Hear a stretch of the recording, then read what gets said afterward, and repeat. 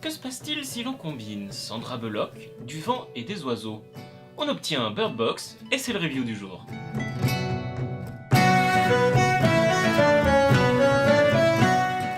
Salut les petits sangliers et bienvenue dans Review.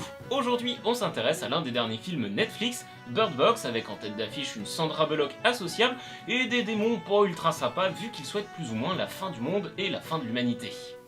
Bird Box est un film de 2018 d'une durée de 2h04, produit et distribué par Netflix. Il est inspiré du roman éponyme qui lui est sorti en 2014.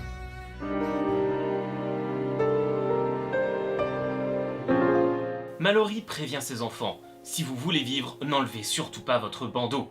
Et oui, depuis plus de 5 ans, la population mondiale est décimée par des créatures mystérieuses et invisibles qui forcent les gens à se suicider s'ils les regardent.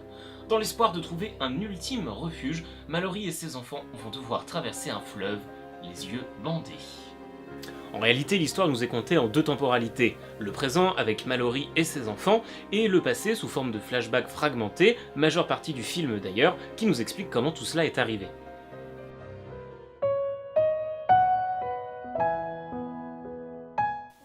C'est finalement une histoire un peu faible en termes de scénario que nous conte Bird Box.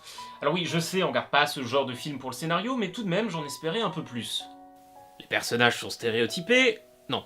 En fait, les personnages sont plus des fonctions que des personnages, y compris Mallory, le personnage principal. On retrouvera la trop sympa qui se fait avoir, le nerd qui devient Wikidémon, ou encore le très célèbre militaire au grand cœur. De ce fait, je n'ai ressenti quasiment aucune empathie pour les personnages. Par conséquent, le climax du film n'a pas vraiment eu d'effet sur moi. Je l'ai trouvé assez prévisible et mon manque d'empathie pour les personnages n'a pas spécialement aidé.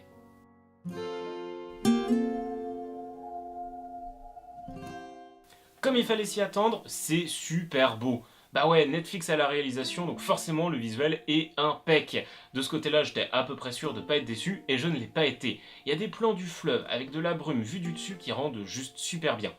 Bon, par contre, il y a quelques plans en caméra subjective avec les bandeaux sur les yeux qui sont originaux. On ne voit jamais les créatures, et ça c'est un ultra bon point. Déjà parce qu'on se met un peu à la même place que les personnages, et ensuite parce que le film évite la simplicité du screamer pour rester dans une horreur plus psychologique et stressante. J'aime beaucoup la double narration mise en place dans Bird Box, les deux histoires en parallèle entre passé et présent, et bien sûr la mécanique des événements du passé qui font comprendre certaines choses dans le présent, etc. etc. C'est certes pas très original, mais ça reste efficace.